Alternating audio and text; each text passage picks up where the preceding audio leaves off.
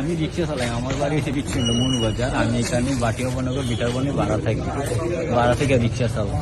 তো অন্যদিন একটু রাইড করে যাই, মনে অসুবিধা হয় না। তবে আজকে একটু সকালে যাইতেছি, কারণ ঠান্ডা লাগবে, ঠান্ডা মেয়ে দিই।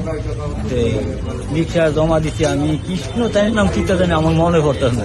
হ্যাঁ, মালিকটার নাম তখন অন্য সময় মনে থাকে, এখন মনে নেই আর কি।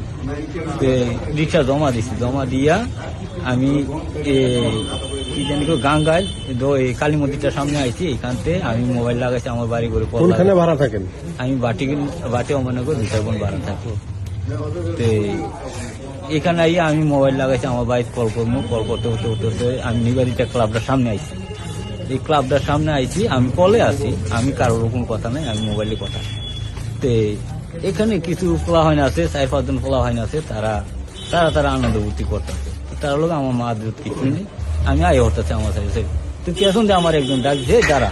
তো দাঁড়াইছি, দাঁড়ানে আমার এই দিদার তোর নাম কিটা? আমি কি আমার নাম দিদার খান। এই দিদার ওখানে কইছি কি রে শালা মুসলমান, তারে পড়া দে, তারে দর। এবার দর করেছে একটা খিচালাইছে আমার পিছনে। আমি হালকা অবস্থায় আছি, তেমন একটি না আমার মারবো বলে এমন জানি না।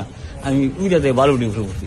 এবার বালু উঠে পড়ো না, এবার 2-3 জন বালু দিয়ে আগ করে আমার এত দুঃখ, আমাদের পুরা খাদাইলেছে বালু তুলে। তখন আমি চিন্তা করছি, আমি বালু তোলা থেকে আমি তো আর না, আমি একটু আছি।